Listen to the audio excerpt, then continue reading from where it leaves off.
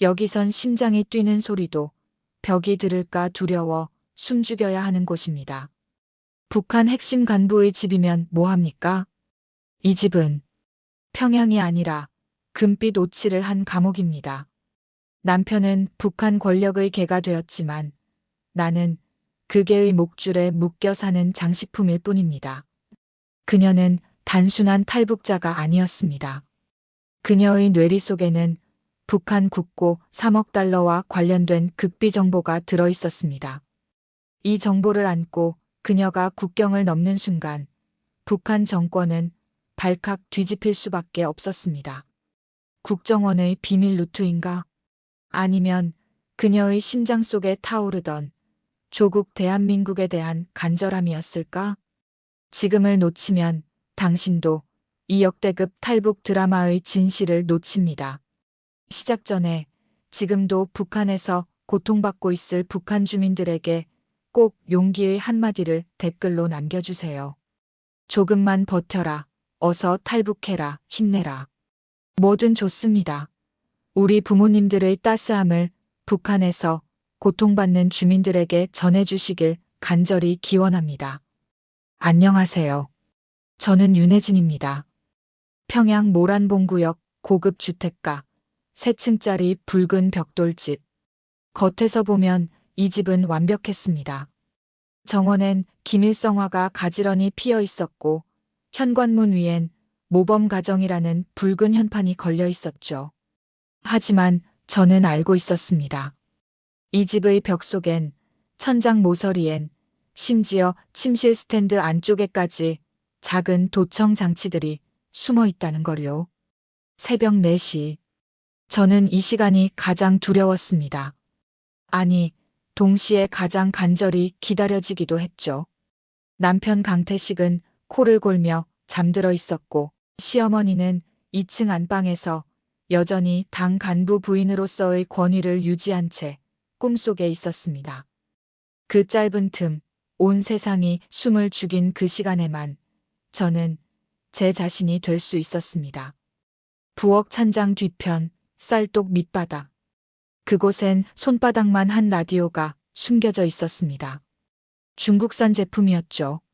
남편이 단둥 출장 때 가져온 물건이었지만 정작 그는 이 라디오가 나만 주파수를 잡을 수 있다는 걸 몰랐습니다. 저는 이어폰 줄을 귀에 꽂고 떨리는 손으로 주파수를 천천히 돌렸습니다. 지지직, 지지직. 잡음 사이로 희미하게 들려오는 목소리.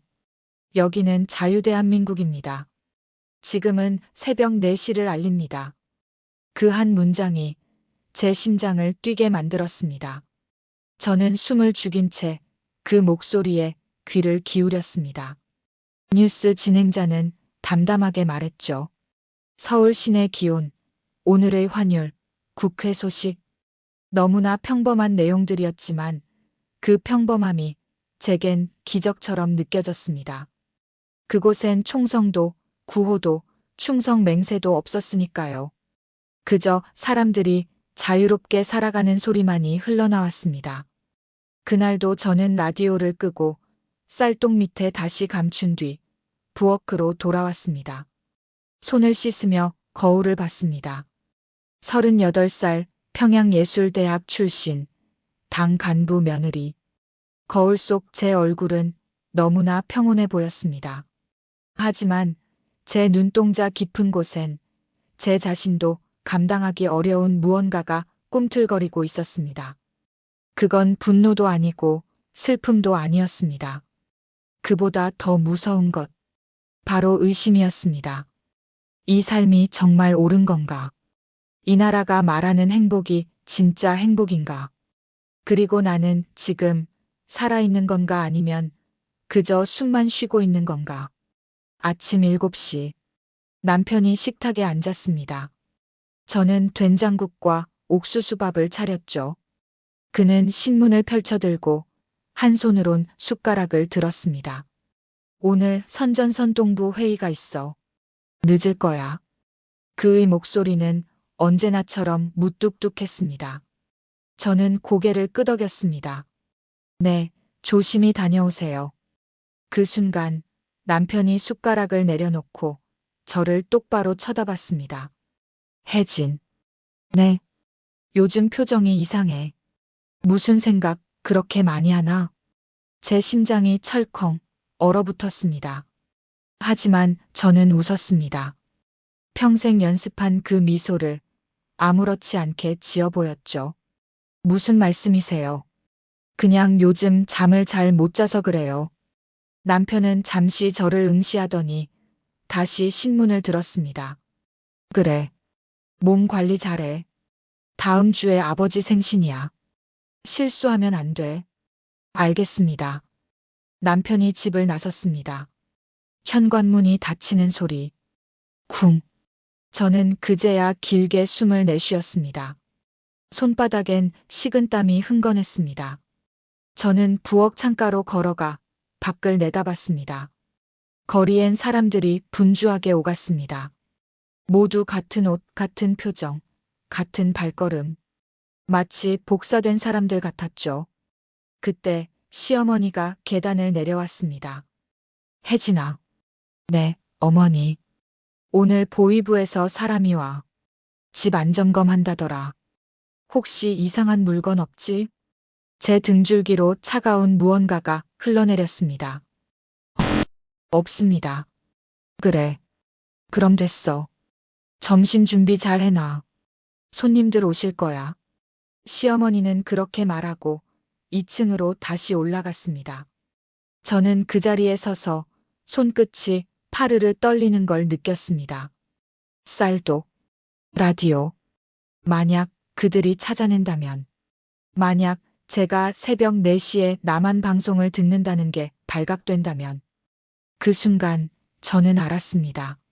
저는 지금 줄타기를 하고 있다는 걸. 양심과 생존 사이, 진실과 거짓 사이. 그 가느다란 줄 위에서 단 한 번의 실수도 용납되지 않는 줄타기를 하고 있다는 거요.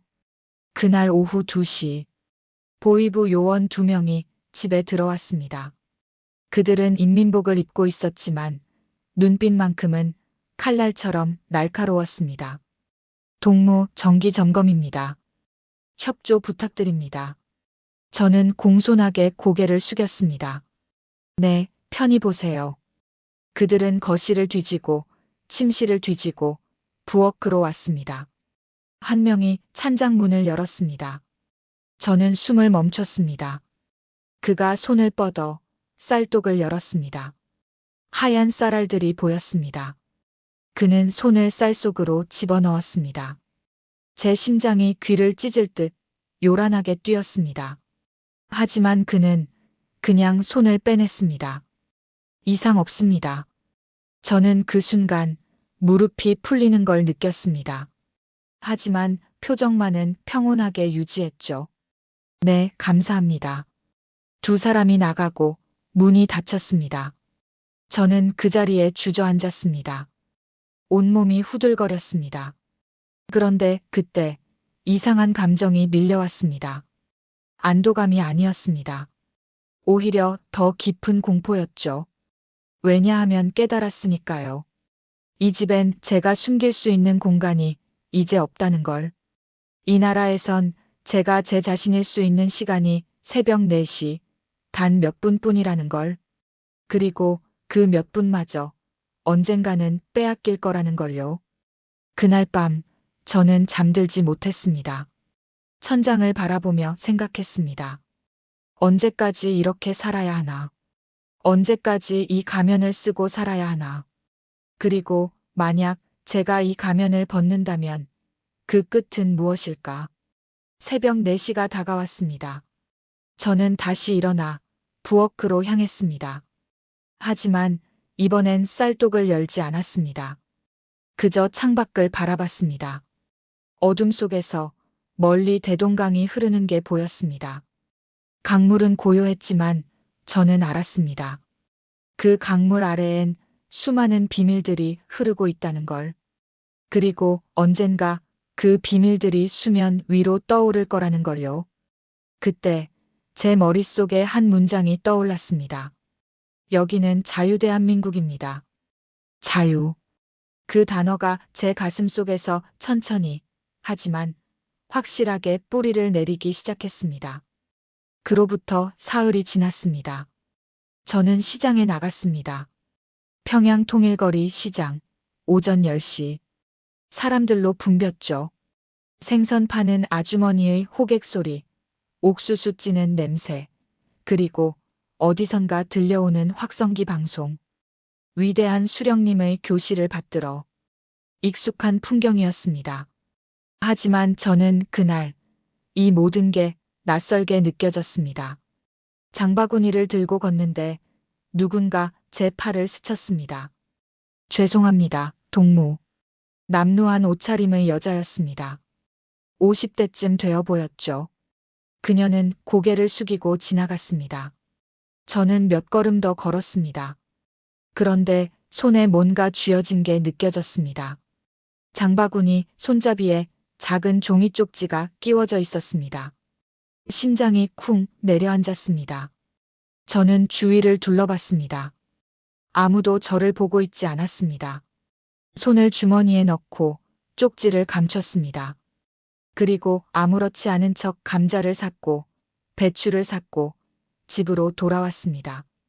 현관문을 열고 들어섰을 때 제 손은 여전히 떨리고 있었습니다. 화장실에 들어가 문을 잠갔습니다. 쪽지를 펼쳤습니다. 손글씨였습니다. 삐뚤삐뚤했지만 또박또박 읽을 수 있었죠. 혜진 동무. 단둥 무역상 김철수를 만나시오. 오늘 저녁 7시. 대동강 선교 다리 밑. 제 입술이 바짝 말랐습니다. 김철수.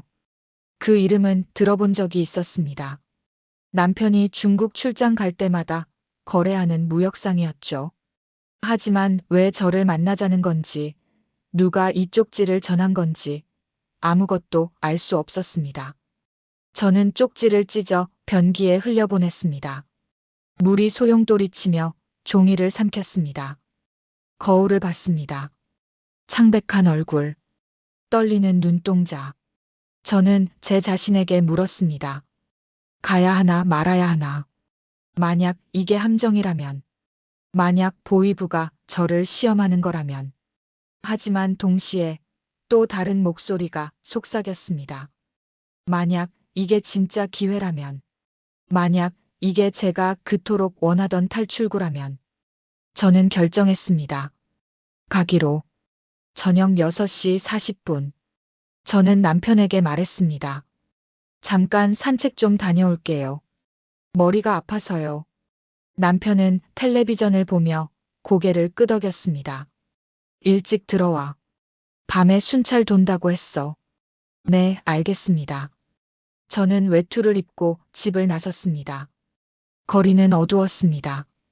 가로등이 듬성듬성 켜져 있었지만 대부분의 불빛은 꺼져 있었죠. 정전이 잦은 평양에선 흔한 일이었습니다. 저는 골목을 빠져나가 대동강변으로 향했습니다. 찬바람이 얼굴을 때렸습니다. 12월의 평양은 뼈까지 시렸습니다. 선교 다리 밑 어둠 속에서 한 남자가 서 있었습니다. 키가 크고 어깨가 넓었죠. 담배를 피우고 있었습니다. 저는 천천히 다가갔습니다. 남자가 고개를 돌렸습니다. 혜진 동무시죠? 네. 저는 김철수입니다. 시간 내주셔서 고맙습니다. 그의 목소리는 낮고 차분했습니다. 하지만 눈빛은 날카로웠죠. 저는 긴장한 채 물었습니다. 왜 저를 부르신 겁니까? 김철수는 담배를 끄고 주머니에서 작은 사진 한 장을 꺼냈습니다. 이 사람 아십니까? 사진 속엔 여자가 있었습니다. 저보다 조금 어려 보였죠. 짧은 머리, 환한 미소. 그 순간 제 심장이 멎는 줄 알았습니다. 정미. 맞습니다. 정미동무. 당신 예술대 동기였죠. 저는 그 사진을 빤히 바라봤습니다. 정미. 1년 전 어느 날 갑자기 사라진 친구. 소식이 끊긴 친구. 저는 떨리는 목소리로 물었습니다. 정미가 어떻게 됐습니까? 김철수는 잠시 침묵했습니다. 그리고 조용히 말했습니다. 정미동무는 탈북을 시도했습니다. 하지만 압록강에서 잡혔습니다. 그리고 그는 말을 잇지 못했습니다. 저는 알았습니다. 그 뒤의 이야기를. 공개처형. 저는 그 장면을 본 적이 있었습니다. 운동장에 세워진 기둥, 총구, 그리고 쓰러지는 사람. 저는 눈을 감았습니다. 왜? 저한테 이 얘기를 하는 겁니까? 김철수가 한 걸음 다가왔습니다. 혜진 동무. 당신도 알고 있을 겁니다. 당신 시아버지가 무슨 짓을 하고 있는지, 국고에서 빼돌린 돈이 얼마나 되는지, 그리고 그 돈이 어디로 흘러가는지. 제 온몸이 얼어붙었습니다. 무슨 소리입니까? 모르는 척하지 마십시오. 당신은 똑똑한 사람입니다. 그리고 양심이 있는 사람이죠. 그래서 새벽 4시마다 남한 방송을 듣는 거 아닙니까? 제 숨이 멎었습니다. 어떻게 알았을까?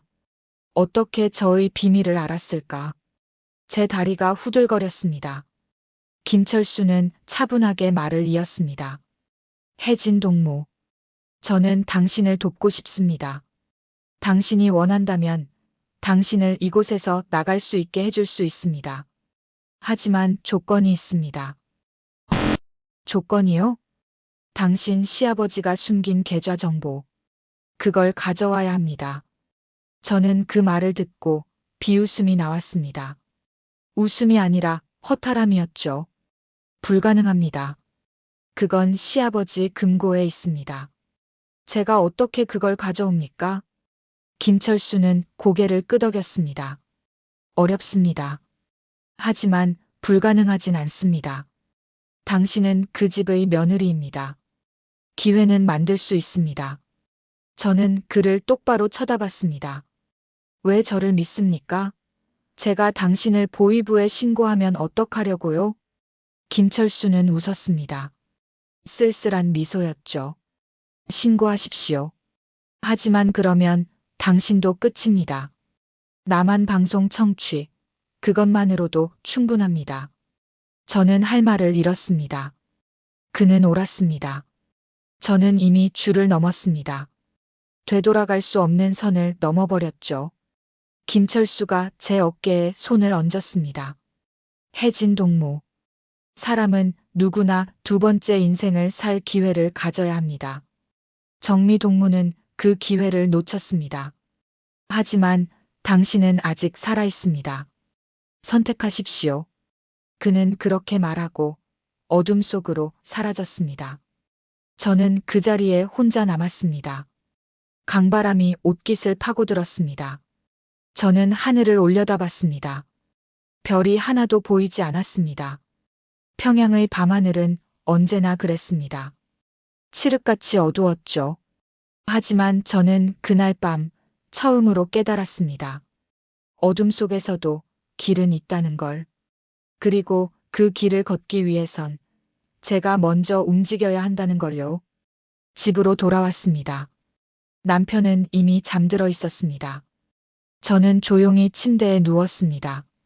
눈을 감았지만 잠이 오지 않았습니다. 머릿속엔 온통 김철수의 말이 맴돌았습니다. 당신 시아버지가 숨긴 계좌 정보. 저는 알고 있었습니다. 그 금고가 어디 있는지. 2층 서재, 책장 뒤편. 하지만 그곳엔 지문 인식 잠금 장치가 있었습니다. 시아버지 외엔 아무도 열 수 없었죠. 하지만 저는 또한 알고 있었습니다. 다음 주가 시아버지 생신이라는 것을. 그날 집안엔 손님들이 올 것이고 시아버지는 술을 마실 것이고 금고를 여는 순간이 있을 거라는 것을요. 새벽 4시. 저는 일어나 부엌으로 갔습니다. 이번엔 라디오를 켜지 않았습니다. 그저 창밖을 바라봤습니다. 대동강이 흐르고 있었습니다. 고요하게 하지만 멈추지 않고 저도 그 강물처럼 흘러가야 했습니다. 멈추면 죽는 거니까요. 일주일이 흘렀습니다. 시아버지 생신날이 다가왔습니다. 집안은 아침부터 분주했습니다. 시어머니는 주방을 지휘했고 저는 상을 차렸습니다. 평양냉면, 어복쟁반, 신선로. 당 간부 집안의 위신에 걸맞은 상차림이었죠. 오후 5시 손님들이 도착하기 시작했습니다. 모두 높은 직급의 사람들이었습니다. 선전선동부 부부장, 보위부 국장, 인민군 대좌. 그들은 시아버지에게 공손하게 인사했고 선물을 건넸습니다. 시아버지는 만족스러운 표정으로 손님들을 맞았습니다. 어서 오십시오. 편히 앉으십시오. 저는 술잔을 채우고 안주를 나르며 손님들을 살폈습니다. 그들의 대화는 조심스러웠습니다. 누가 듣고 있을지 모르니까요. 하지만 술이 몇 순배 돌자 목소리가 커지기 시작했습니다. 과장 동무, 요즘 단둥 쪽 무역이 잘 되십니까? 그렇습니다. 올해 실적이 작년보다 30% 늘었습니다. 허허, 역시 능력자시구만. 시아버지는 흐뭇하게 웃었습니다. 저는 부엌으로 돌아와 그릇을 정리하며 귀를 기울였습니다. 그들의 대화 속엔 숫자가 많았습니다. 얼마, 몇 퍼센트, 어느 계좌. 저는 그 숫자들을 머릿속에 새겼습니다. 저녁 8시. 시아버지가 자리에서 일어났습니다. 잠깐 서재에 다녀오겠습니다. 손님들께 드릴 게 있어서요. 그는 비틀거리며 2층으로 올라갔습니다. 술에 취한 걸음걸이였죠. 제 심장이 빠르게 뛰기 시작했습니다. 저는 시어머니에게 조용히 말했습니다. 어머니, 제가 아버님 좀 도와드리고 올게요. 혼자 계단 오르시기 힘드실 것 같아서요. 시어머니는 고개를 끄덕였습니다. 그래, 다녀와. 저는 천천히 계단을 올랐습니다. 서재 문이 반쯤 열려 있었습니다. 저는 문틈으로 안을 들여다봤습니다. 시아버지는 책장 앞에 서 있었습니다. 그는 책 몇 권을 빼냈습니다. 그러자 책장 뒤편에 작은 금고가 드러났습니다. 손을 올렸습니다.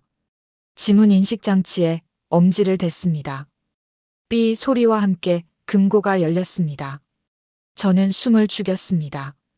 시아버지는 금고 안에서 서류 봉투를 꺼냈습니다. 그리고 잠시 그 안을 들여다봤습니다. 저는 그 짧은 순간 봉투 안에 뭔가 종이들이 가득한 걸 봤습니다. 계좌번호, 도장, 그리고 빨간 글씨들. 시아버지가 금고를 닫으려는 순간 저는 노크를 했습니다. 똑똑. 아버지, 괜찮으십니까? 시아버지가 화들짝 놀라 뒤돌아봤습니다. 혜진이냐? 네, 계단에서 비틀거리시는 것 같아서 걱정돼서요. 시아버지는 눈살을 찌푸렸습니다. 괜찮다. 내려가 있어라. 네, 알겠습니다. 저는 고개를 숙이고 물러났습니다. 하지만 그 짧은 순간 저는 확인했습니다. 금고의 위치, 책장의 배열, 그리고 서류 봉투의 색깔까지 모든 걸 눈에 담았습니다. 다시 1층으로 내려왔습니다. 손님들은 여전히 술을 마시고 있었습니다. 저는 부엌에서 물을 한 잔 마셨습니다. 손이 떨렸습니다. 제가 지금 무슨 짓을 하려는 건지 저 스스로도 믿기지 않았습니다. 하지만 돌아갈 수 없었습니다. 이미 강 한가운데까지 왔으니까요. 밤 11시. 손님들이 돌아갔습니다. 시아버지는 소파에 쓰러져 코를 골았고 시어머니는 2층 침실로 들어갔습니다. 남편은 손님들을 배웅하고 돌아와 저에게 말했습니다. 수고했어. 오늘 손님 접대 잘했어. 고맙습니다. 남편도 곧 잠들었습니다. 집안이 조용해졌습니다. 저는 침대에 누워 시계를 봤습니다. 자정이 가까웠습니다. 저는 눈을 감고 숨을 고르며 기다렸습니다. 1시간, 2시간. 새벽 2시. 저는 조용히 일어났습니다. 남편의 숨소리를 확인했습니다. 깊이 잠들어 있었죠. 저는 슬리퍼를 벗고 맨발로 복도를 걸었습니다. 바닥이 차가웠습니다. 심장 소리가 귓전에서 쿵쿵 울렸습니다. 2층 서재 앞. 문손잡이를 천천히 돌렸습니다. 삐걱, 작은 소리가 났습니다. 저는 몸을 굳혔습니다. 하지만 아무 일도 일어나지 않았습니다. 문을 열고 안으로 들어갔습니다. 어둠 속에서 책장이 보였습니다. 저는 손전등을 꺼냈습니다. 작은 불빛을 책장에 비췄습니다. 시아버지가 빼낸 책들을 기억해냈습니다. 조선혁명사 제3권, 당 건설 논리, 주체사상 총서. 하나씩 빼냈습니다. 금고가 드러났습니다. 지문 인식장치. 저는 그 앞에서 멈췄습니다. 제가 열 수 없었습니다. 시아버지의 지문이 필요했죠. 저는 입술을 깨물었습니다. 여기까지 왔는데 여기서 멈출 순 없었습니다. 그때 문득 생각났습니다. 시아버지가 낮에 술잔을 들었던 것. 그 술잔엔 그의 지문이 남아있을 거였습니다. 저는 서재를 나와 1층 부엌으로 내려갔습니다. 설거지통에 술잔이 있었습니다. 아직 씻지 않은 채로요. 투명 테이프를 꺼냈습니다. 술잔 손잡이 부분에 조심스럽게 테이프를 붙였습니다. 그리고 천천히 떼어냈습니다. 희미하게 지문이 찍혀 있었습니다. 저는 그 테이프를 들고 다시 서재로 올라갔습니다. 금고 앞. 손이 떨렸습니다. 테이프를 지문 인식 장치에 갖다 댔습니다. 빨간 불이 깜빡였습니다. 실패. 다시 한번. 빨간 불. 저는 식은땀이 흘렀습니다. 만약 세 번째도 실패하면 경보음이 울릴지도 모른다는 생각이 들었습니다. 마지막 시도. 테이프를 조금 다른 각도로 대봤습니다. 삐, 초록불이 켜졌습니다. 철컥, 금고가 열렸습니다. 저는 그 순간 온몸의 힘이 빠지는 걸 느꼈습니다. 금고 안엔 서류 봉투가 있었습니다. 저는 그걸 꺼냈습니다. 봉투를 열었습니다. 안에는 종이 몇 장이 있었습니다. 은행 계좌번호, 중국 단둥 소재 은행 이름, 그리고 금액. 3억 달러. 저는 숨이 막혔습니다. 3억 달러. 그 돈이 어디서 온 건지, 누구의 피와 땀으로 만들어진 건지 저는 알고 있었습니다. 인민들의 배급, 공장 노동자들의 임금, 심지어 군인들의 식량까지 모든 게 이곳으로 흘러들어온 거였습니다. 저는 서류를 접어 속옷 안쪽에 숨겼습니다. 금고를 닫았습니다. 책을 다시 꽂았습니다. 그리고 서재를 나왔습니다. 복도를 지나 계단을 내려왔습니다. 모든 게 조용했습니다. 아무도 깨지 않았습니다. 침실로 돌아왔습니다. 남편은 여전히 잠들어 있었습니다. 저는 침대에 누워 천장을 바라봤습니다. 제 심장은 아직도 미친 듯이 뛰고 있었습니다. 저는 이제 돌아갈 수 없는 다리를 건넜습니다. 아침이 밝았습니다. 저는 평소처럼 일어나 아침 식사를 준비했습니다. 시아버지가 식탁에 앉았습니다. 혜진아, 어제 손님 접대 잘했더구나. 감사합니다, 아버지. 시아버지는 신문을 읽으며 국을 떠먹었습니다. 저는 그를 바라봤습니다. 이 사람이 제 시아버지였습니다. 하지만 동시에 이 사람은 수많은 사람들의 삶을 빼앗은 사람이기도 했습니다. 저는 더 이상 무엇이 옳고 그른지 알 수 없었습니다. 다만 한 가지만은 확실했습니다. 저는 이제 이곳을 떠나야 한다는 것. 그날 오후 저는 시장에 다시 나갔습니다. 같은 장소, 같은 시간.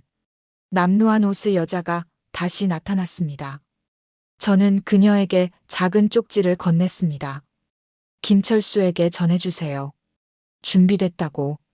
여자는 고개를 끄덕이고 사라졌습니다. 저는 장바구니를 들고 집으로 돌아왔습니다. 저녁을 준비하고 설거지를 하고 평범한 하루를 보냈습니다. 하지만 제 속옷 안쪽엔 여전히 그 서류가 숨겨져 있었습니다. 밤이 깊어갔습니다. 저는 창밖을 봤습니다. 평양의 밤하늘은 여전히 어두웠습니다.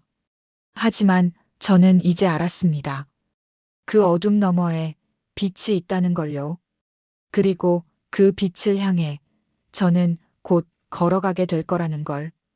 이틀 뒤 김철수에게서 연락이 왔습니다. 시장 골목 구석, 똑같은 여자가 쪽지를 건넸습니다. 저는 화장실 칸막이 안에서 그 쪽지를 펼쳤습니다. 12월 15일 새벽 4시. 대동강 철교 3번째 교각 및 검은색 승합차. 단 3분의 시간. 12월 15일. 오늘부터 사흘 뒤였습니다. 저는 쪽지를 찢어 변기에 버렸습니다. 물이 소용돌이치며 종이 조각들을 삼켰습니다. 거울을 봤습니다. 창백한 얼굴, 떨리는 눈동자. 하지만 저는 더 이상 두려워하지 않기로 했습니다. 사흘. 그 짧은 시간 동안 저는 평범하게 살았습니다. 아침을 차리고 빨래를 하고 시어머니를 모셨습니다. 남편과 저녁을 먹고 텔레비전을 봤습니다. 모든 게 평소와 똑같았습니다. 하지만 제 마음속에선 시계가 째깍째깍 돌아가고 있었습니다. 12월 14일 밤. 저는 작은 보따리를 쌌습니다. 옷 한 벌, 속옷, 그리고 손수건 하나. 그게 전부였습니다. 보따리 안쪽 깊은 곳에 서류를 숨겼습니다. 그리고 마지막으로 한 가지를 더 넣었습니다. 아버지의 라이터. 태극기 문양이 새겨진 작은 라이터였습니다. 아버지는 6.25 전쟁 때 인민군에 끌려갔다가 남한군 포로가 됐던 분이었습니다. 그리고 포로 교환으로 북으로 돌아왔죠. 돌아온 뒤 아버지는 늘 감시를 받았습니다. 하지만 그 라이터만큼은 끝까지 지키셨습니다. 혜진아, 이건 자유의 증표란다. 언젠가 쓸 날이 올 거야. 아버지는 제가 16살 때 돌아가셨습니다. 영양실조였습니다. 저는 그 라이터를 꺼내 불을 켰습니다. 파란 불꽃이 어둠 속에서 작게 타올랐습니다. 태극 문양이 희미하게 빛났습니다. 저는 불을 끄고 라이터를 주머니에 넣었습니다. 아버지, 이제 제가 그 자유를 찾으러 갑니다. 자정이 지났습니다. 남편이 잠들었습니다. 저는 그의 얼굴을 마지막으로 바라봤습니다. 이 사람도 피해자였습니다. 태어날 때부터 권력 가문의 아들로 당의 부속품으로 살아야 했던 사람이었죠. 하지만 저는 더 이상 이 사람과 함께 살 수 없었습니다. 새벽 3시 30분. 저는 일어났습니다. 보따리를 들고 방문을 열었습니다. 복도는 고요했습니다. 계단을 내려갔습니다. 나무 바닥이 삐걱거렸지만 아무도 깨지 않았습니다. 현관문 앞. 신발을 신었습니다. 검은색 운동화였습니다. 외투를 걸쳤습니다. 손잡이를 잡았습니다. 심장이 터질 듯 뛰었습니다. 문을 열었습니다. 찬바람이 얼굴을 때렸습니다. 12월의 평양은 뼈까지 시렸습니다. 저는 골목을 빠져나갔습니다. 가로등이 거의 꺼져 있는 어두운 거리를 걸었습니다. 발소리만이 정막을 깼습니다. 대동강 철교가 보이기 시작했습니다. 멀리서 강물 흐르는 소리가 들렸습니다. 저는 교각 쪽으로 다가갔습니다. 첫 번째 교각, 두 번째 교각, 그리고 세 번째 교각. 그곳에 검은색 승합차가 서 있었습니다. 차 옆에 김철수가 서 있었습니다. 왔습니까? 혜진 동무. 네. 서류는요? 저는 보따리에서 서류를 꺼내 건넸습니다. 김철수는 손전등을 비춰 확인했습니다. 고개를 끄덕였습니다. 좋습니다. 이제 차에 타십시오. 저는 차문을 열려는 순간 멈칫했습니다. 뒤에서 발소리가 들렸습니다. 여러 명의 발소리였습니다. 저는 돌아봤습니다. 어둠 속에서 손전등 불빛이 여러 개 보였습니다. 그리고 목소리가 들렸습니다. 거기 서라. 보이부였습니다. 김철수가 제 팔을 잡았습니다. 빨리 타요. 저는 차에 올라탔습니다. 운전사가 시동을 걸었습니다. 차가 출발했습니다. 뒤에서 총소리가 울렸습니다. 탕, 탕. 차 뒷유리가 깨졌습니다. 유리 파편이 튀었습니다. 저는 몸을 숙였습니다. 차는 미친 듯이 달렸습니다. 철교를 벗어나 강변도로로 접어들었습니다. 압록강까지 30분입니다. 버티십시오. 김철수가 소리쳤습니다. 저는 뒤를 돌아봤습니다. 보이부 차량이 뒤쫓아오고 있었습니다. 빨간 경광등이 어둠 속에서 번쩍였습니다. 차는 좁은 산길로 들어섰습니다. 나무들이 양옆으로 스쳐 지나갔습니다. 차체가 흔들렸습니다. 저는 손잡이를 꽉 쥐었습니다. 뒤에서 계속 총소리가 들렸습니다. 탕, 탕, 탕. 거의 다 왔습니다. 운전사가 말했습니다. 저는 앞을 봤습니다. 멀리 강물이 보였습니다. 압록강이었습니다. 얼음이 얼어붙은 강이었죠. 차가 멈췄습니다. 여기서부터는 걸어가야 합니다. 강을 건너면 중국입니다. 김철수가 차에서 내렸습니다. 저도 뛰어내렸습니다. 발밑이 미끄러웠습니다. 얼음과 눈이 섞여 있었죠. 저 길로 가십시오. 강 건너편에 사람이 대기하고 있습니다. 김철수가 손으로 가리켰습니다. 저는 그쪽을 봤습니다. 강 너머 희미하게 불빛이 보였습니다. 뒤에서 보이부 차가 도착했습니다. 문이 열리고 대여섯 명이 뛰어내렸습니다. 거기서 움직이면 쏜다. 김철수가 저를 밀었습니다. 빨리 가요. 저는 여기서 시간을 벌겠습니다. 하지만 가요. 당신은 살아야 합니다. 저는 더 이상 망설이지 않았습니다. 강 쪽으로 뛰었습니다. 얼음 위에 발을 디뎠습니다. 미끄러웠습니다. 중심을 잡고 다시 뛰었습니다. 뒤에서 총소리가 울렸습니다. 탕! 제 귓가를 총알이 스쳤습니다. 저는 몸을 낮췄습니다. 계속 달렸습니다. 얼음이 발밑에서 갈라지는 소리가 났습니다. 드드득, 드드득. 저는 멈추지 않았습니다. 얼음이 깨졌습니다. 발이 물속으로 빠졌습니다. 차가운 물이 다리를 감쌌습니다.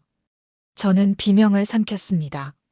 손으로 얼음을 잡고 몸을 끌어올렸습니다. 옷이 젖었습니다. 온몸이 얼어붙는 것 같았습니다. 하지만 저는 다시 일어났습니다. 강 건너편이 점점 가까워졌습니다. 불빛이 더 선명해졌습니다. 누군가 손을 흔들고 있었습니다. 이쪽입니다. 빨리. 저는 마지막 힘을 짜내 뛰었습니다. 얼음 위를 구르듯 달렸습니다. 그리고 마침내 강 건너편 땅에 발을 디뎠습니다. 중국 땅이었습니다. 저는 그 자리에 주저앉았습니다. 온몸이 떨렸습니다. 추위 때문인지 두려움 때문인지 알 수 없었습니다. 누군가 제 어깨를 감싸 안았습니다. 괜찮습니다. 이제 안전합니다. 저는 뒤를 돌아봤습니다. 강 건너편 보위부 요원들이 서 있었습니다. 하지만 그들은 강을 건너오지 못했습니다. 국경이었으니까요. 그들은 그저 서서 저를 바라볼 뿐이었습니다. 저는 주머니에서 라이터를 꺼냈습니다. 손이 떨렸지만 불을 켰습니다. 파란 불꽃이 타올랐습니다. 태극기 문양이 어둠 속에서 빛났습니다. 저는 그 불빛을 강 건너편에 보였습니다.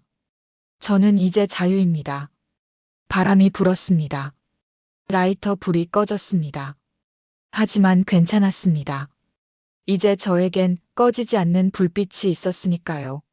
자유라는 이름의 불빛이요. 저를 데려간 사람은 중년 남자였습니다. 저는 이창호입니다. 국정원 협력선입니다.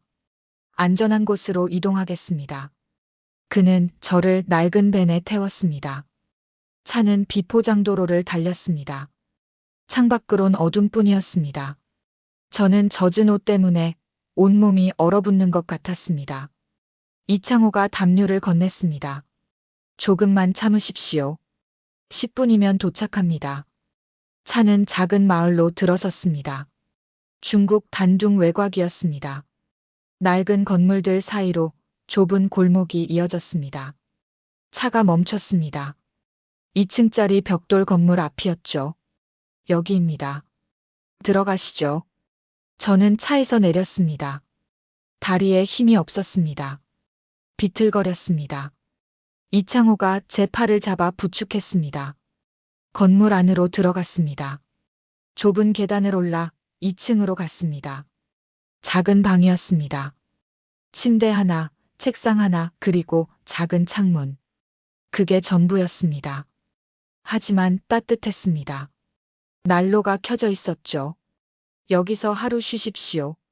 내일 저녁에 다시 이동합니다. 감사합니다. 이창호가 나갔습니다. 문이 닫혔습니다.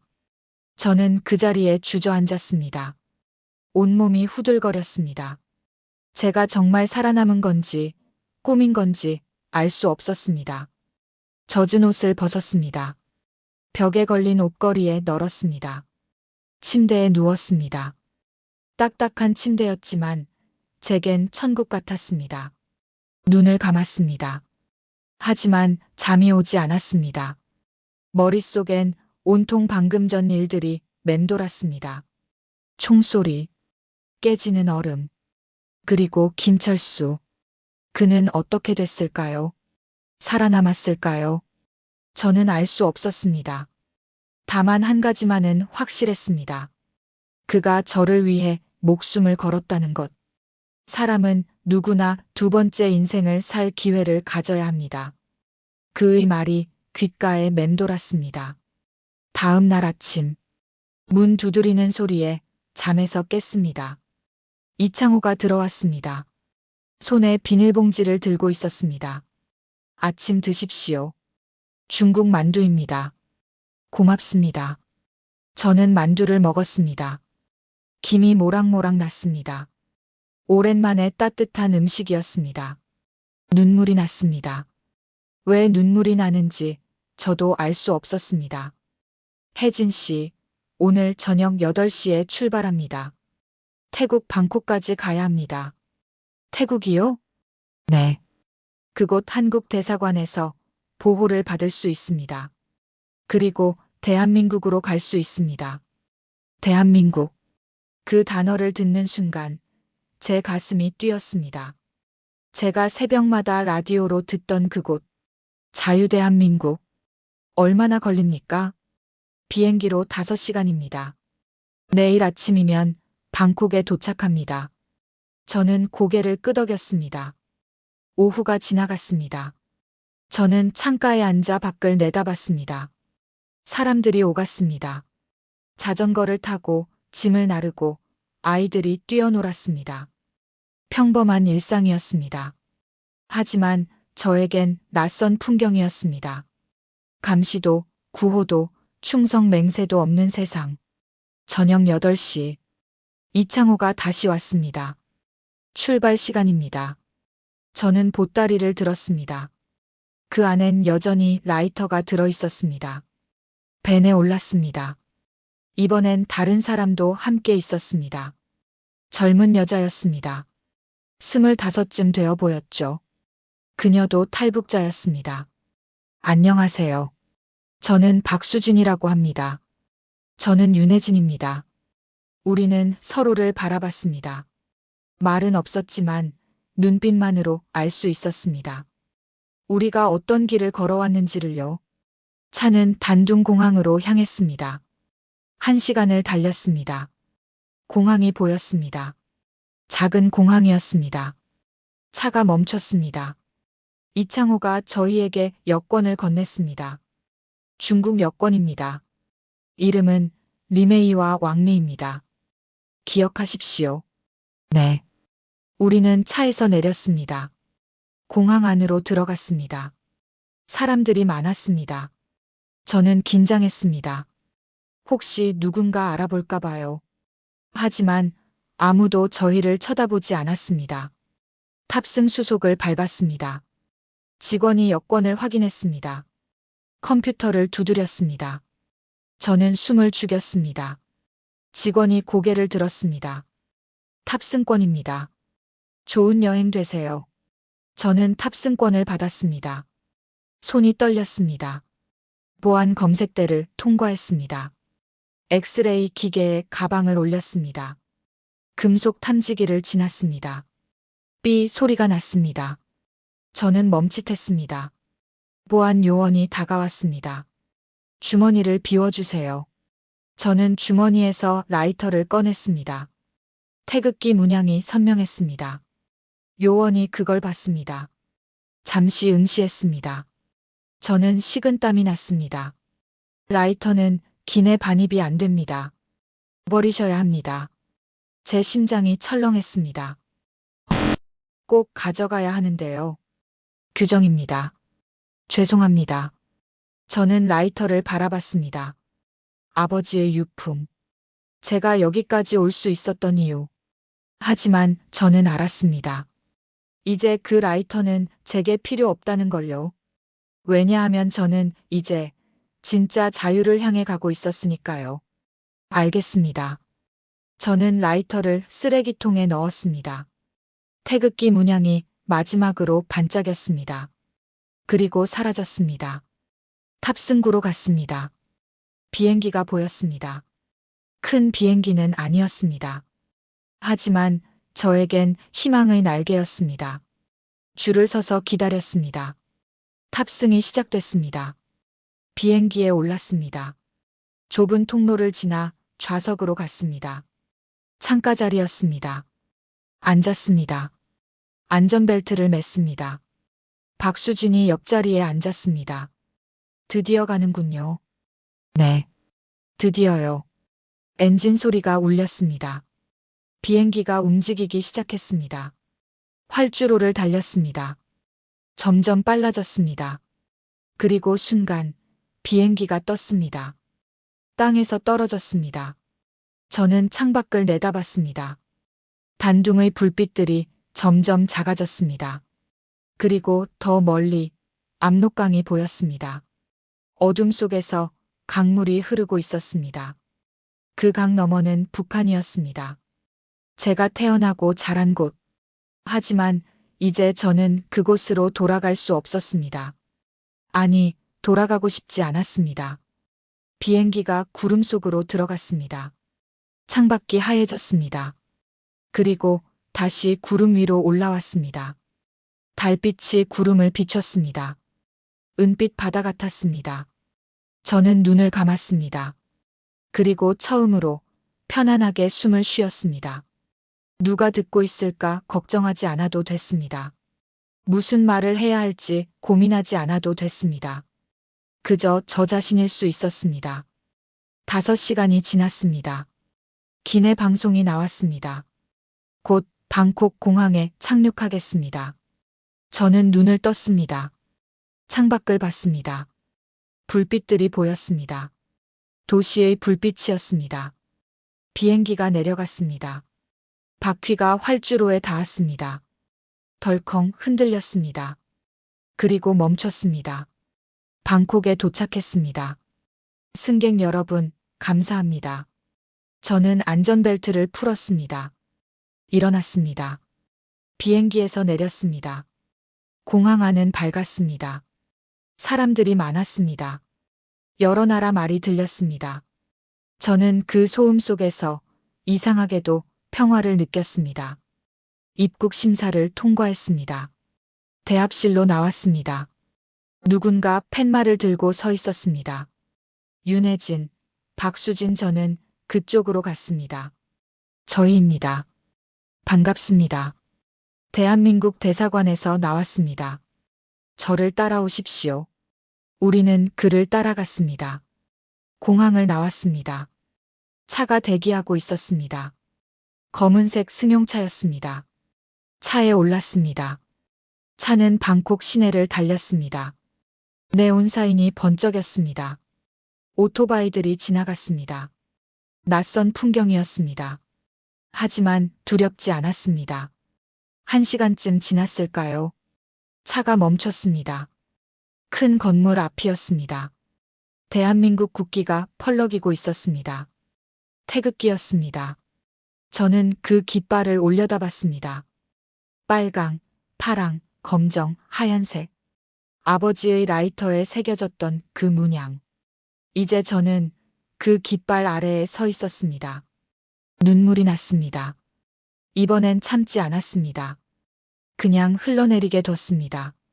왜냐하면 이제 저는 알았으니까요. 울어도 괜찮다는 걸. 웃어도 괜찮다는 걸. 제 감정을 숨기지 않아도 된다는 걸요. 혜진 씨, 들어가시죠. 저는 고개를 끄덕였습니다. 대사관 문을 열고 들어갔습니다. 그 문 너머엔 새로운 삶이 기다리고 있었습니다. 정신을 차렸을 때 저는 어둠 속에 누워 있었습니다. 천장이 보였습니다. 낡은 콘크리트 천장이었습니다. 어디선가 물 떨어지는 소리가 들렸습니다. 똑, 똑, 똑. 저는 몸을 일으키려 했습니다. 하지만 온몸이 쑤셨습니다. 깨어났습니까? 목소리가 들렸습니다. 저는 고개를 돌렸습니다. 어둠 속에서 김철수가 서 있었습니다. 그는 손전등을 들고 있었습니다. 여기가 어디입니까? 중국 단둥입니다. 안전한 곳이니 걱정 마십시오.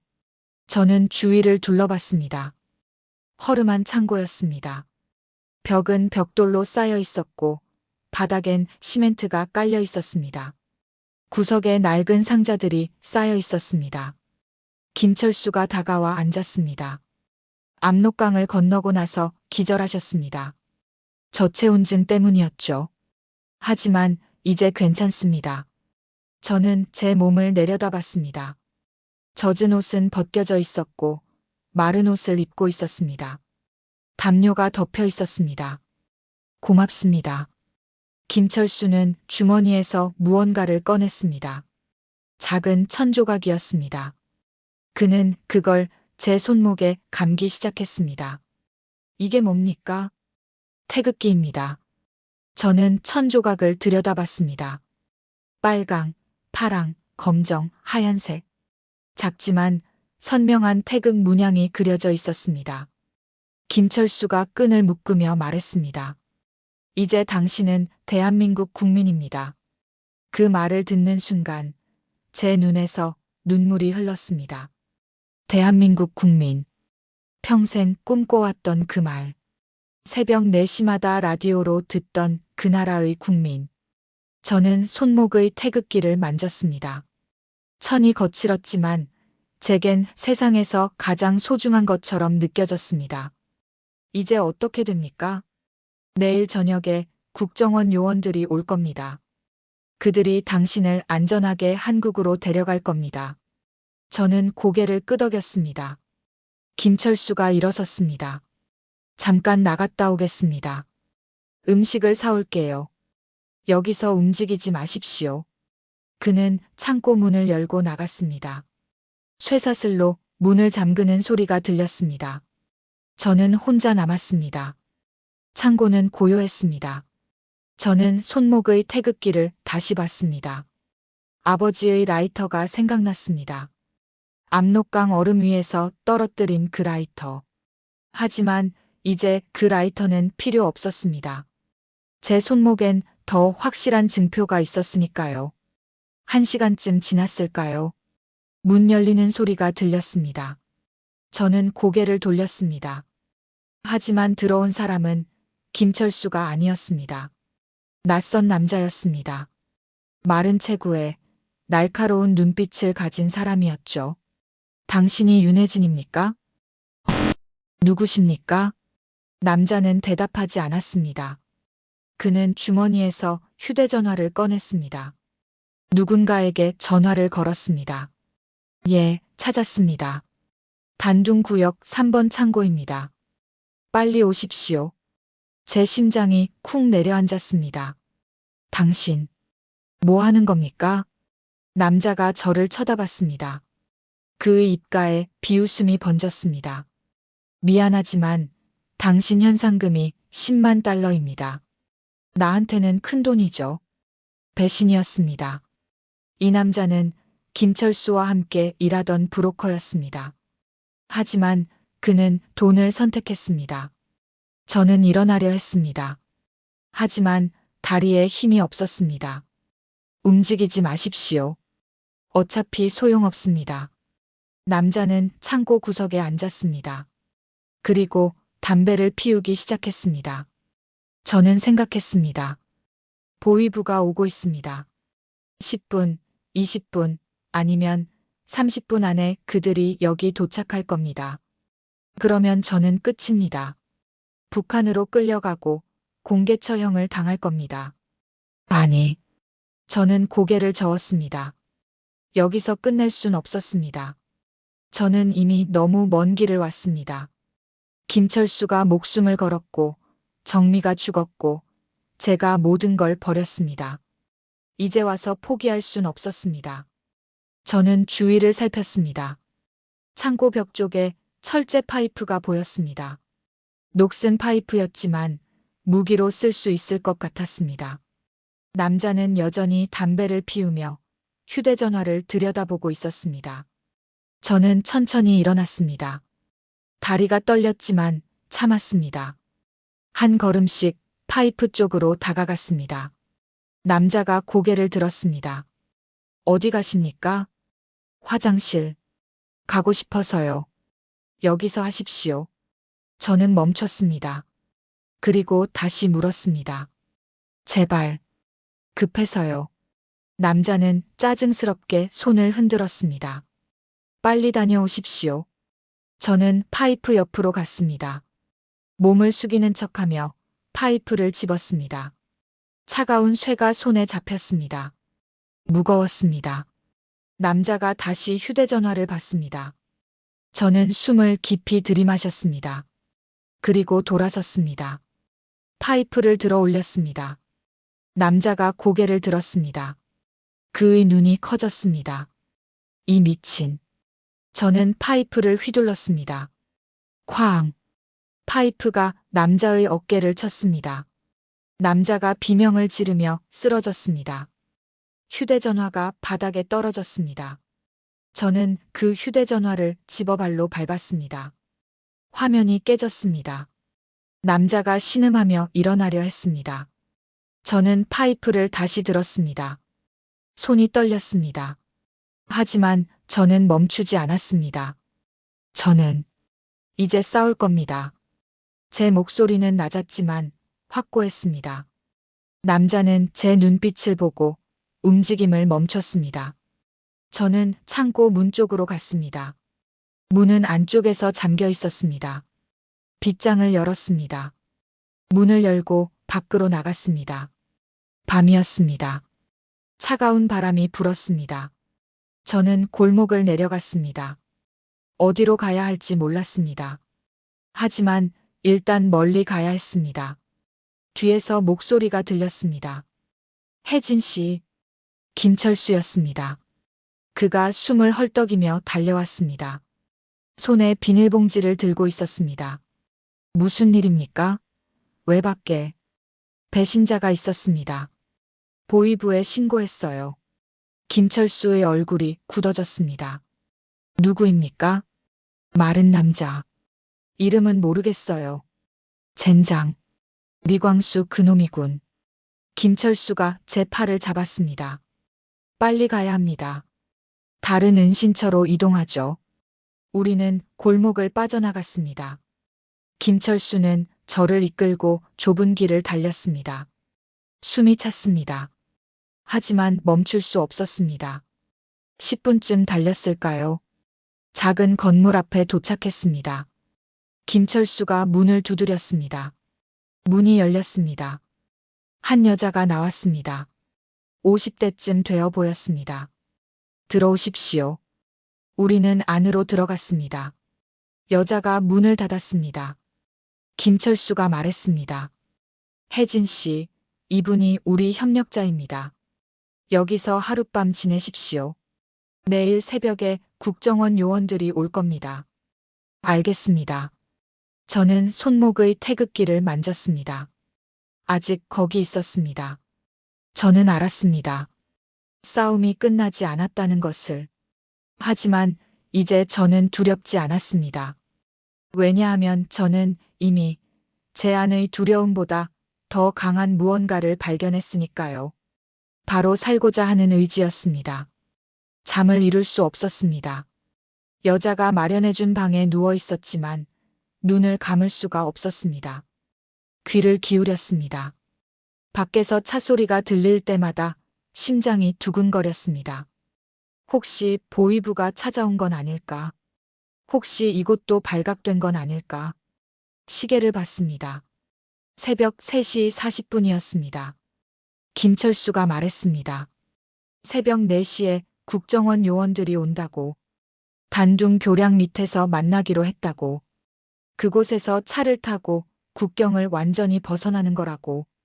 저는 일어나 앉았습니다. 손목의 태극기를 만졌습니다. 천이 손끝에 닿았습니다. 거칠었지만 따뜻했습니다. 저는 그 천을 꽉 쥐었습니다. 아버지, 저 이제 정말로 자유를 찾습니다. 문 두드리는 소리가 들렸습니다. 혜진 씨, 출발 시간입니다. 김철수의 목소리였습니다. 저는 문을 열었습니다. 그가 서 있었습니다. 얼굴이 굳어 있었습니다. 준비되셨습니까? 네. 그럼 가시죠. 시간이 없습니다. 우리는 건물을 나섰습니다. 밖은 어두웠습니다. 하늘엔 별이 하나도 보이지 않았습니다. 차가운 바람이 불었습니다. 김철수의 차가 골목 어귀에 서 있었습니다. 차에 올랐습니다. 시동이 걸렸습니다. 차는 좁은 골목을 빠져나갔습니다. 인적이 드문 도로를 달렸습니다. 창밖으론 어둠만 보였습니다. 단둥 교량까지 10분입니다. 김철수가 말했습니다. 저는 고개를 끄덕였습니다. 손을 꽉 쥐었습니다. 손바닥에 땀이 났습니다. 차는 강변 도로로 접어들었습니다. 멀리 다리가 보이기 시작했습니다. 단둥 교량이었습니다. 압록강을 건너는 다리였습니다. 북한과 중국을 잇는 다리였죠. 저는 그 다리를 바라봤습니다. 며칠 전 저는 저 강을 얼음 위로 건넜습니다. 이제는 다리 아래에서 구원을 기다리고 있었습니다. 차가 다리 밑으로 들어갔습니다. 교각이 보였습니다. 첫 번째, 두 번째, 세 번째. 김철수가 차를 세웠습니다. 불을 껐습니다. 어둠이 차 안을 채웠습니다. 여기서 기다립니다. 시계를 봤습니다. 새벽 3시 58분. 2분만 더 기다리면 됐습니다. 저는 숨을 고르려 애썼습니다. 하지만 심장은 미친 듯이 뛰었습니다. 3분이 지났습니다. 새벽 4시 1분. 김철수가 창밖을 내다봤습니다. 그의 표정이 굳어졌습니다. 이상합니다. 약속 시간이 지났는데.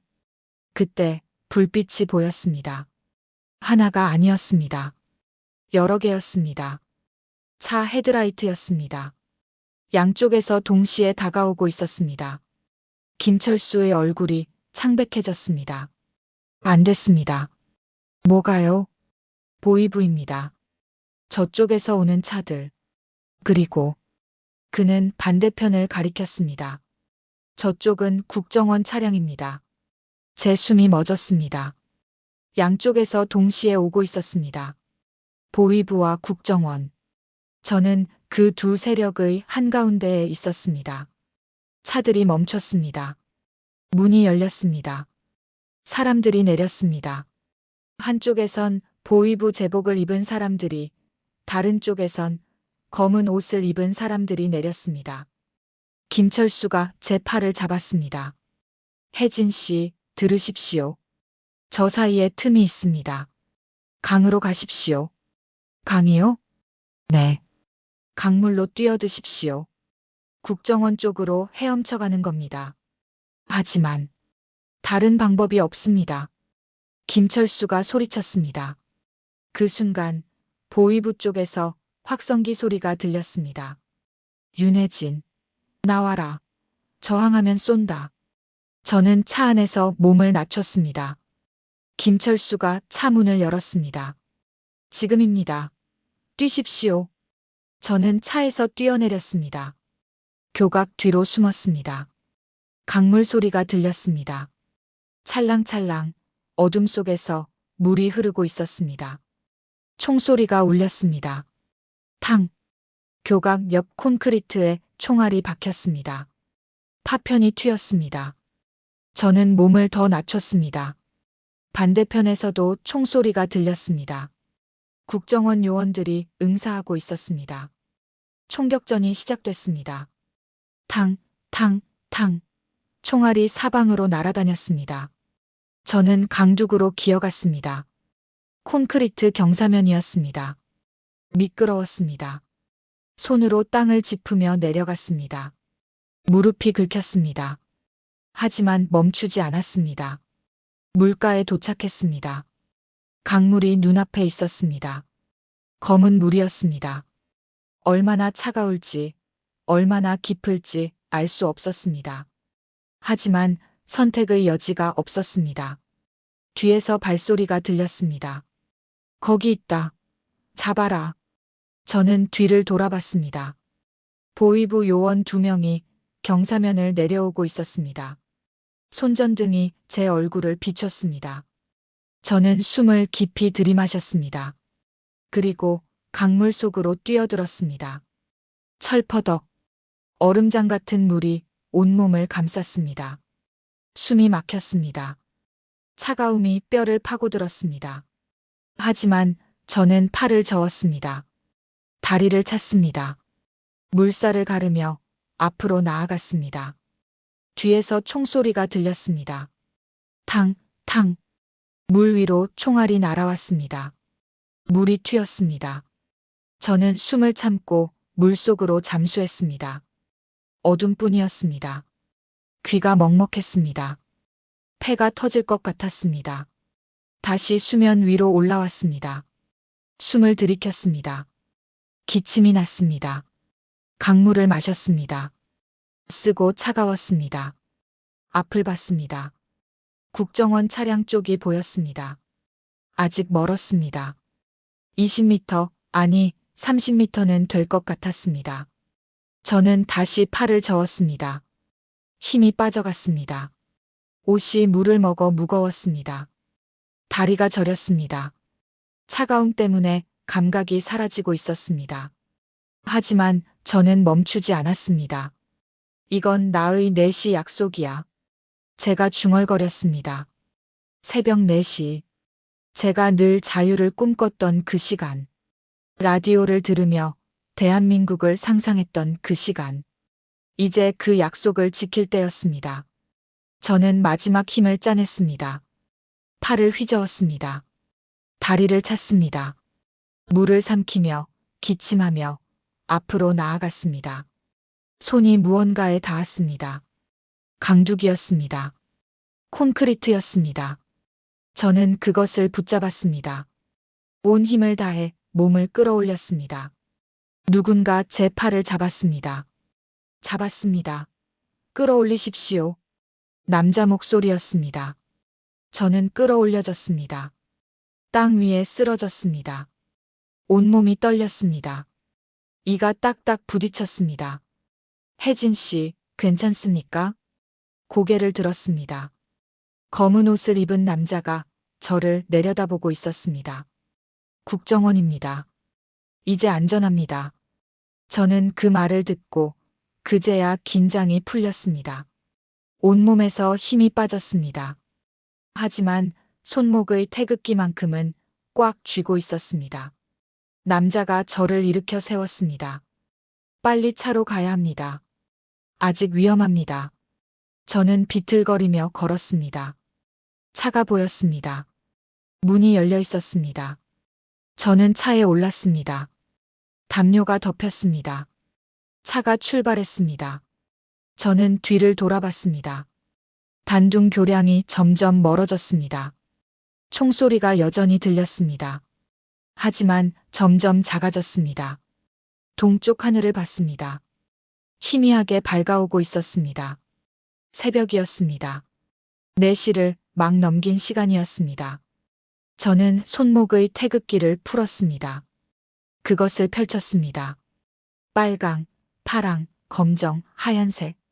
젖어서 색이 번졌지만 여전히 아름다웠습니다. 저는 그 깃발을 가슴에 안았습니다. 저 해냈어요. 저 약속 지켰어요. 눈물이 흘렀습니다. 이번엔 슬픔이 아니었습니다. 기쁨이었습니다. 해방감이었습니다. 차는 계속 달렸습니다. 어둠을 뚫고 새벽을 향해 달렸습니다. 그리고 저는 알았습니다. 제 인생의 진짜 새벽이 지금 시작되고 있다는 것을요. 3년이 흘렀습니다. 2028년 가을, 서울 마포구의 한 강연장. 저는 무대 뒤 대기실에 앉아 있었습니다. 거울을 봤습니다. 41살의 여자가 저를 바라보고 있었습니다. 단정하게 빗은 머리, 차분한 표정. 더 이상 두려움에 떠는 눈빛은 아니었습니다. 노크 소리가 들렸습니다. 혜진 씨, 5분 후 시작입니다. 알겠습니다. 저는 일어났습니다. 옷깃을 매만졌습니다. 가방에서 작은 천 조각을 꺼냈습니다. 태극기였습니다. 단둥 강물에서 건져 올린 그 태극기. 색이 많이 바랬지만 저는 늘 이것을 가지고 다녔습니다. 손가락으로 태극 문양을 쓰다듬었습니다. 오늘도 잘 해낼 수 있겠죠, 아버지. 무대로 향했습니다. 복도를 걸으며 생각했습니다. 3년 전 저는 아무것도 없었습니다. 하나원에서 나와 원룸에서 혼자 살며 편의점에서 야간 알바를 했습니다. 힘들었습니다. 외로웠습니다. 하지만 포기하지 않았습니다.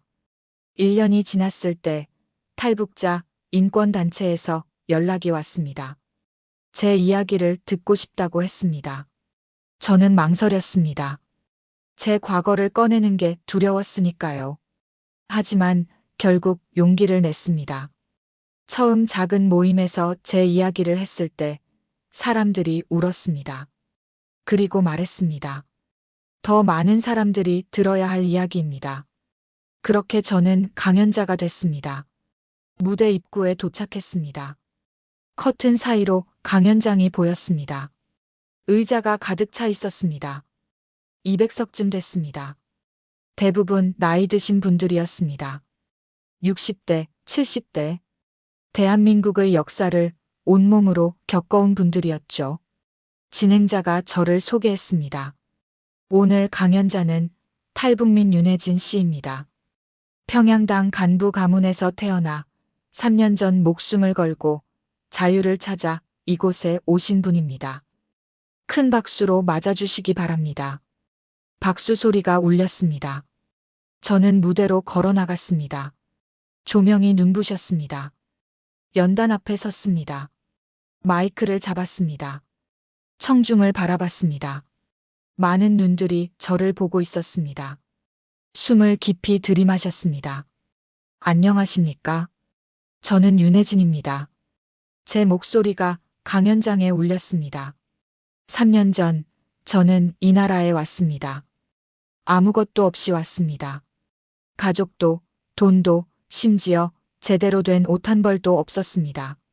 하지만 한 가지만은 가지고 있었습니다. 저는 가방에서 태극기를 꺼냈습니다. 그것을 펼쳐 보였습니다. 이것입니다. 이 태극기 한 조각이 제가 가진 전부였습니다. 청중이 조용히 태극기를 바라봤습니다. 저는 북한에서 38년을 살았습니다. 평양의 좋은 집에서 태어났습니다. 예술대학을 나왔고 당 간부의 며느리가 됐습니다. 겉으로 보기엔 완벽한 삶이었습니다. 하지만 저는 매일 새벽 4시에 일어나 몰래 라디오를 켰습니다. 제 목소리가 떨렸지만 계속했습니다. 그 라디오에서 들려오는 한 문장. 여기는 자유대한민국입니다. 그 한 문장이 제 인생을 바꿨습니다. 저는 깨달았습니다. 진짜 인간다운 삶이 무엇인지를요. 청중 몇 명이 고개를 끄덕였습니다. 저는 탈출하기로 결심했습니다. 쉬운 결정이 아니었습니다. 제가 떠나면 남은 가족들이 처벌받을 것을 알았습니다. 하지만 저는 선택했습니다. 거짓된 평화 대신 위험한 자유를 선택했습니다. 저는 잠시 말을 멈췄습니다. 물을 한 모금 마셨습니다. 탈출 과정에서 많은 사람들이 도와주었습니다. 김철수 씨라는 분이 있었습니다. 그분은 저를 위해 목숨을 걸었고 결국 돌아가셨습니다. 또 정미라는 친구가 있었습니다. 그 친구는 저보다 먼저 탈북을 시도했다가 잡혀서 공개 처형을 당했습니다. 청중석에서 훌쩍이는 소리가 들렸습니다. 저는 그분들의 희생 위에 서 있습니다. 그래서 저는 말해야 합니다. 대한민국이 얼마나 소중한 나라인지를요. 목소리에 힘을 실었습니다. 여러분, 저는 북한과 대한민국 모두에서 살아봤습니다. 그래서 확실히 말할 수 있습니다. 대한민국은 기적입니다. 여기선 아무도 여러분이 무슨 생각을 하는지 감시하지 않습니다. 여기선 배가 고프다고 말해도 처벌받지 않습니다. 여기선 자유롭게 꿈을 꿀 수 있습니다. 청중이 조용히 귀 기울였습니다. 저는 지난 3년간 이 나라에서 살면서 많은 것을 배웠습니다. 은행 사용법, 지하철 타는 법, 병원 가는 법. 하지만 가장 중요한 걸 배웠습니다. 그건 바로 인간의 존엄성입니다. 저는 태극기를 가슴에 안았습니다. 이 땅에선 모든 사람이 존중받습니다. 부자든 가난하든 높은 사람이든 낮은 사람이든 모두가 평등한 인간으로 대접받습니다. 이게 얼마나 대단한 일인지 여러분은 모르실 겁니다. 왜냐하면 여러분은 태어날 때부터 이 자유 속에서 사셨으니까요. 목소리가 커졌습니다. 하지만 저는 압니다. 이 자유가 얼마나 귀한 것인지, 이 평화가 얼마나 값진 것인지, 그리고 이 대한민국이라는 나라가 얼마나 위대한 나라인지. 청중이 일어서기 시작했습니다. 한 명, 두 명, 그리고 모두가 일어났습니다. 박수가 터졌습니다. 우레와 같은 박수였습니다. 저는 그 박수를 받으며 눈물을 참을 수 없었습니다. 강연장 뒤쪽에서 한 노인이 작은 태극기를 꺼내 흔들었습니다. 그러자 다른 분들도 가방에서 주머니에서 태극기를 꺼냈습니다. 순식간에 강연장이 태극기로 물들었습니다. 저는 그 장면을 보며 무릎이 꺾이는 줄 알았습니다. 이게 진짜 조국의 품이구나. 강연이 끝났습니다. 많은 분들이 다가와 악수를 청했습니다. 할머니 한 분이 제 손을 꽉 잡으며 말씀하셨습니다. 혜진 씨, 고생 많았어요. 이제 우리가 가족이에요. 감사합니다. 우리나라가 참 좋은 나라죠? 네, 최고의 나라입니다. 할머니가 우셨습니다. 저도 함께 울었습니다. 밤이 됐습니다. 저는 집으로 돌아왔습니다. 이제는 원룸이 아니었습니다. 작지만 따뜻한 투룸이었습니다. 강연 수입으로 얻은 집이었습니다. 소파에 앉았습니다. 창밖을 내다봤습니다. 서울의 야경이 펼쳐져 있었습니다. 수많은 불빛들이 반짝였습니다. 평양의 어둠과는 달랐습니다. 휴대전화가 울렸습니다. 문자 메시지였습니다. 북한 인권시민연합에서 온 메시지였습니다.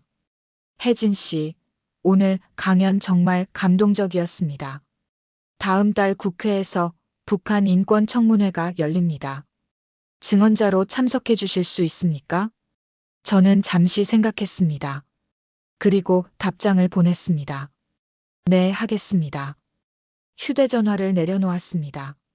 책상 서랍을 열었습니다. 그 안에 작은 액자가 있었습니다. 아버지의 사진이었습니다. 북한에서 몰래 가져온 유일한 사진이었습니다. 바래고 구겨진 사진이었지만 저에겐 보물이었습니다. 액자를 들어 바라봤습니다. 아버지, 저 약속 지켰어요. 자유를 찾았어요. 그리고 이제 다른 사람들도 이 자유를 누릴 수 있도록 도울 거예요. 사진 속 아버지가 웃고 있는 것 같았습니다. 창밖을 다시 봤습니다. 멀리 한강이 보였습니다. 다리 위로 차들이 오갔습니다. 불빛들이 강물에 반사되어 반짝였습니다. 저는 생각했습니다. 새벽 4시. 제가 늘 자유를 꿈꿨던 그 시간. 이제 저는 더 이상 그 시간에 두려워하며 라디오를 듣지 않아도 됐습니다. 이제 저는 당당하게, 자유롭게, 제 목소리로 세상에 말할 수 있었습니다. 그리고 저는 깨달았습니다. 진짜 자유는 두려움을 뚫고 선택한 단 한 번의 용기에서 시작된다는 것을요. 그 용기가 저를 여기까지 데려왔고, 앞으로도 저를 이끌어갈 거라는 것을요. 저는 일어나 창문을 열었습니다. 차가운 바람이 들어왔습니다. 하지만 상쾌했습니다. 자유의 바람이었으니까요. 그 바람 속에서 저는 조용히 말했습니다. 대한민국, 감사합니다. 제게 두 번째 인생을 주셔서, 제게 진짜 인간으로 살 수 있는 기회를 주셔서, 그리고 덧붙였습니다. 저는 이 은혜를 평생 잊지 않겠습니다. 이 나라를, 이 자유를, 이 평화를 지키기 위해 제가 할 수 있는 모든 것을 하겠습니다. 밤하늘을 올려다봤습니다. 별이 반짝였습니다. 평양에서는 볼 수 없었던 별들이었습니다. 저는 그 별들을 보며 미소 지었습니다. 여러분, 제 이야기를 들어주셔서 감사합니다. 저는 단지 한 사람의 탈북민일 뿐입니다. 하지만 제 이야기가 여러분께 작은 울림이 되었기를 바랍니다. 우리가 발 딛고 있는 이 땅, 대한민국이 얼마나 소중한 나라인지, 우리가 숨쉬는 이 자유가 얼마나 값진 것인지 부디 잊지 말아 주십시오. 그리고 이 자유를 지키기 위해 우리 모두 함께 노력했으면 좋겠습니다. 지금까지 이야기 잘 들으셨죠? 우리 대한민국 평화에 감사함을 느꼈습니다. 저와 같이 느끼셨다면 꼭 댓글로 대한민국 고맙다라고 남겨주세요. 부탁드립니다. 감사합니다.